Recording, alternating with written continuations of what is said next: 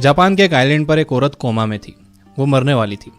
उसे सपना आया कि वो मर गई है और स्वर्ग में पहुंच गई है। वहां उसे अपने पूर्वजों की आवाज़ आती है। वो उससे पूछते हैं कि तुम कौन हो।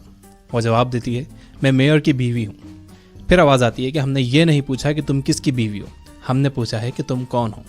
वो कहती है, मैं 4 बच्चों की माँ हूँ। फिर आवाज़ आती है, हमने ये नहीं पूछा कि तुम किसकी माँ हो, हमने ये पूछा है कि तुम कौन हो। उस औरत ने जवाब दिया कि मैं स्कूल टीचर हूँ। फिर से आवाज़ आई, हमने ये नहीं पूछा कि तुम क्या काम करती हो, हमने पूछा है कि तुम कौन हो। इस तरह उस औरत ने कई जवाब दिए। उसने उसका नाम बताया, धर्म बताया, कई बातें बताई, लेकिन वो ये नहीं बता पाई कि वो कौन है। फाइनली उसने कहा कि मैं वो हूँ जो हर दिन अपने परिवार का ख्याल रखने के लिए उठती हूँ।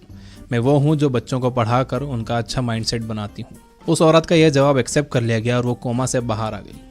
कुछ दिनों बाद वो ठीक हो गई। इस पूरे इंसिडेंट ने उस औरत को उसकी ज़िंदगी का पर्पस समझा दिया। इसके बाद वो अपनी फैमिली की और ज़्यादा केयर करने लगी और बच्चों को और ज़्यादा अच्छे से पढ़ाने लगी। उस औरत को उसका इकिगाई मिल गया था। उसके बाद उस गांव के हर इंसान ने अपना इकिगाई पता करना एक बहुत इंपॉर्टेंट चीज़ मान ली। ये इंसिडेंट जापान के ओकिनावा आइलैंड पर हुआ था। वहाँ पर आज भी हर कोई अपने इकिगाई को ढूंढ कर ही अपनी लाइफ जीता है। आज भी वहाँ के लोग दुनिया के बाकी लोगों से ज़्यादा हेल्दी और खुश होते हैं। वो बीमार भी बहुत कम पड़ते हैं और वहाँ के लोगों की लाइफ भी दुनिया के बाकी लोगों से लंबी होती है। उस गांव की कई चीज़ें बाकी दुनिया के मुकाबले काफ़ी अच्छी हैं। एक्सपर्ट्स के अनुसार इसका रीज़न ये है कि वहाँ के लोग अपना इकिगाई ढूंढकर उसके मुताबिक ही अपनी लाइफ स्पेंड करते हैं।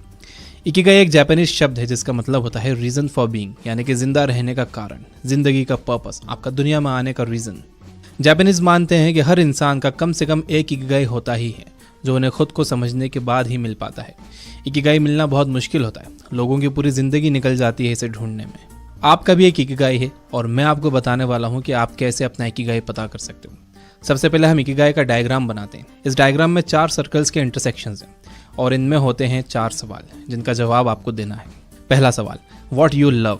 ये सवाल शायद सबसे आसान है। सोचिए, ऐसा कौन सा काम है जो आपको सबसे अच्छा लगता है, जो आपको एनर्जी देता है, जिससे आपको मज़ा आता है। ये कुछ भी हो सकता है, जैसे gardening, painting, exercising, cooking, photography, travelling, reading या कोडिंग, एनीथिंग।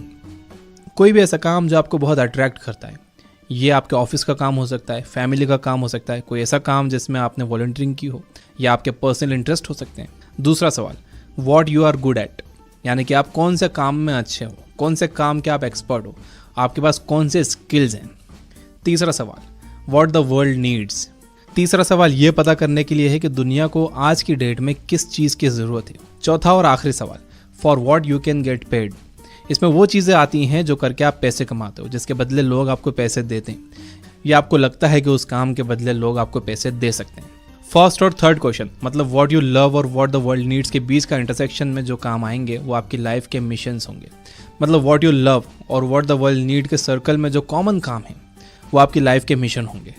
थर्ड और फोर्थ सर्कल के कॉमन कामों को कहते हैं वोकेशन, जो कि इन दोनों के बीच के इंटरसेक्शन में आते हैं, यानी कि ऐसे काम जिसकी दुनिया को ज़रूरत भी है और उसके लिए लोग आपको पैसे देने के लिए भी तैयार होंगे। फोर्थ और सेकंड सर्कल के बीच के इंटरसेक्शन को कहते हैं प्रोफेशन, यानी कि ऐसे काम जिसमें आप अच्छे भी हो, एक्सपर्ट भी हो और जिसके लिए लोग आपको पैसे देने के लिए भी तैयार हैं या होंगे।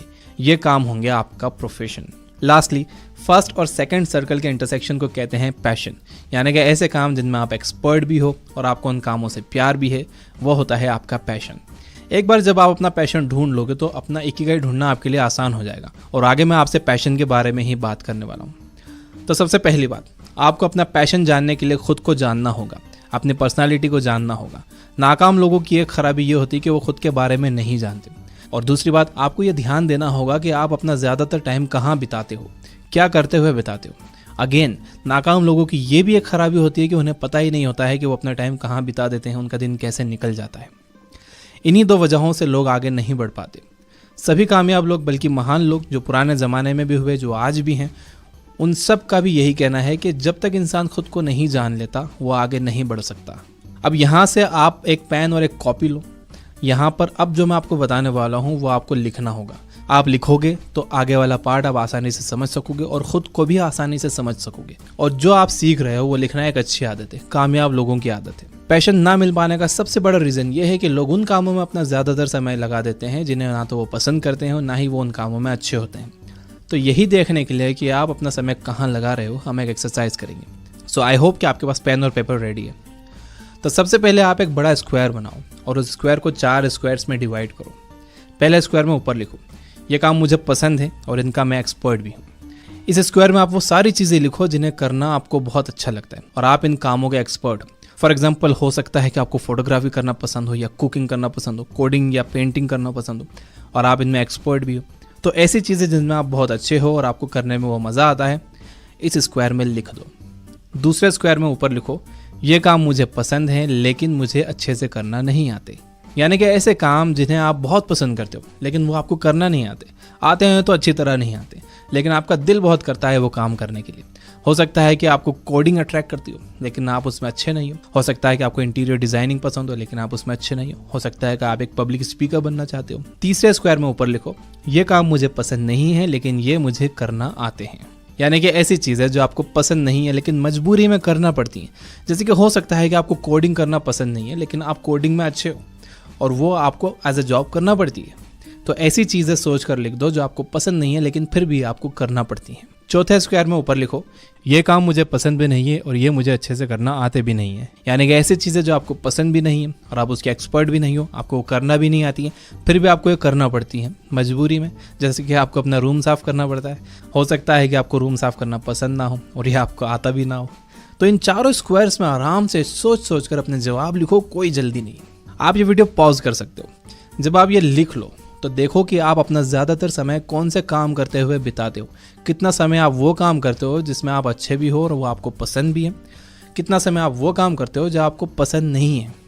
जैसे कि मैंने पहले कहा कि ज़्यादातर लोग जो काम उन्हें पसंद नहीं है वो करने में अपना समय बिताते हैं, इसलिए उन्हें अपना पैशन नहीं मिल पाता। यानी वो लोग नीचे वाले 2 स्क्वायर्स में अपना ज़्यादातर टाइम लगाते हैं।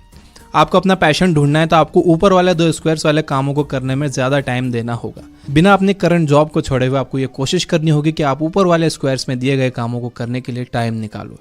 अब देखो, लॉकडाउन में आपके पास टाइम ही टाइम है। पहले तो बहाना होता था कि मेरे पास टाइम नहीं है। स्टिल अगर आपको लग रहा है कि टाइम नहीं है तो मैं आपको बता दूं, अगर आप टीवी, न्यूज़, सीरियल्स देखना थोड़ा कम कर दोगे तो आपके पास काफ़ी टाइम बच जाएगा। अब हो सकता है कि आपने ऊपर के 2 स्क्वायर्स में कई काम लिखे हों।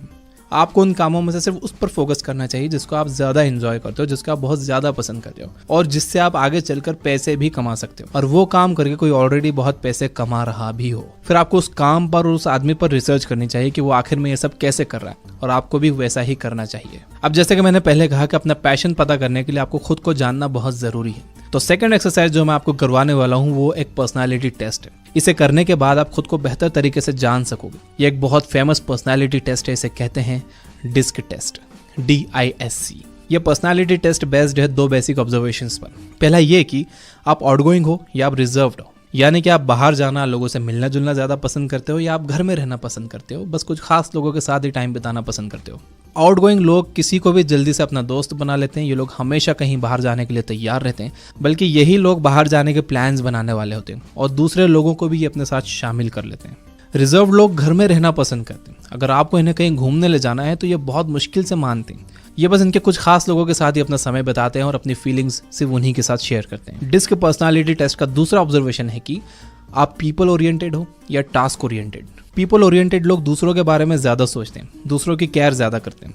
फॉर एग्जाम्पल, अगर एक कंपनी का बॉस पीपल ओरिएंटेड है तो वो ये सोचेगा कि उसके एम्प्लॉयज़ आराम से काम कर पा रहे हैं कि नहीं, उन्हें कोई परेशानी तो नहीं है, किसी चीज़ की कोई कमी तो नहीं है। टास्क ओरिएंटेड लोग टास्क के बारे में ज़्यादा सोचते हैं, वो टास्क की केयर ज़्यादा करते हैं।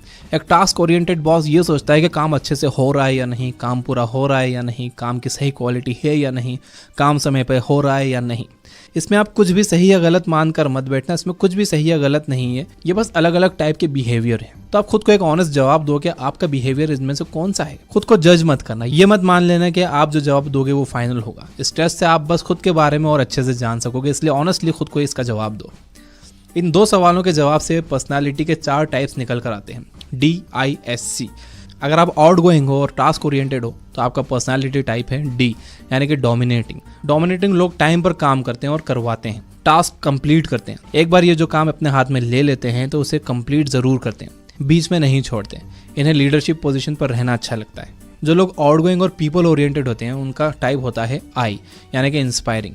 ये लोग दूसरों को इंस्पायर करते हैं अपने कामों से, अपनी बातों से, और ये लोग ज़्यादा बातें करने वाले होते हैं। ये लोग आइडियाज़ पर बात करते हैं, ये लोग भाव-ताव करने में अच्छे होते हैं, ये हमेशा दूसरों की मदद करने के लिए तैयार होते हैं, ये पॉजिटिव एटीट्यूड वाले होते हैं। जो लोग रिजर्व और पीपल ओरिएंटेड होते हैं उनका टाइप होता है एस, यानी कि सपोर्टिव। ये लोग सबको साथ में लेकर चलते हैं। इन लोगों को मिलकर काम करना अच्छा लगता है। ये लोग हम्बल होते हैं। ये लोग सेंसिटिव और स्लो भी हो सकते हैं। जो लोग रिजर्व और टास्क ओरिएंटेड होते हैं उनका टाइप होता है सी, यानी कि कॉशियस। इस टाइप के लोग बहुत सावधान रहते हैं, बहुत सतर्क रहते हैं। इनका फोकस क्वालिटी पर होता है। ये काम में परफेक्शन चाहते हैं। इन्हें गलती करना अच्छा नहीं लगता। ये अपने काम के एक्सपर्ट होते हैं। तो ये थे डिस्क पर्सनालिटी टाइप्स। अब आप सोचो और ऑनेस्टली खुद को जवाब दो कि आप इनमें से कौन से टाइप को। यहाँ ऑनेस्ट जवाब देना बहुत ज़रूरी है। हर इंसान में ये चारों क्वालिटी थोड़ी थोड़ी होती हैं, लेकिन किसी में कुछ ज़्यादा होती है, कुछ कम होती है। तो यही आपको सोचना है कि आप में कौन सी क्वालिटी ज़्यादा है, डी, आई, एस या सी। इस टेस्ट का मकसद आपको किसी कैटेगरी में फिक्स करना नहीं है, बल्कि खुद को अच्छे से जानना है। क्योंकि जब तक आप खुद को अच्छे से नहीं जान सकोगे, आप अपना पैशन भी नहीं ढूंढ सकोगे। अब आपको करना यह है कि जैसा आपका पर्सनालिटी टाइप है, उसके हिसाब से आपको काम करना चाहिए। फॉर एग्जाम्पल, अगर आपका पर्सनालिटी टाइप सी है, यानी कि रिजर्व एंड टास्क ओरिएंटेड, और पहले जो मैंने स्क्वायर्स बनाए थे उसमें ऊपर वाले स्क्वायर में आपने लिखा है पब्लिक स्पीकिंग एंड कोडिंग, तो आपको कोडिंग पर ज़्यादा फोकस करना चाहिए, क्योंकि कोडिंग आपकी पर्सनालिटी से ज़्यादा मैच करती है। ये मैंने बस एक एग्जांपल दिया है। इसके हिसाब से आप अब ये पता कर सकते हो कि आपको कौन से काम को ज़्यादा टाइम देना चाहिए। ये बात याद रखो कि नाकाम लोग अपना ज़्यादातर टाइम उन कामों में लगाते हैं जिनमें वो अच्छे नहीं हैं और जिसे वो एंजॉय भी नहीं करते, जबकि कामयाब लोग अपना ज़्यादातर समय उन कामों में लगाते हैं जिनमें वो बहुत अच्छे हैं और जिसे वो एंजॉय भी करते हैं। तो आपको अपना पैशन ढूंढने का मैंने एक बहुत ही बढ़िया तरीका बताया। अब ये आपके ऊपर डिपेंड करता है कि इसका इस्तेमाल आप करते हो या नहीं।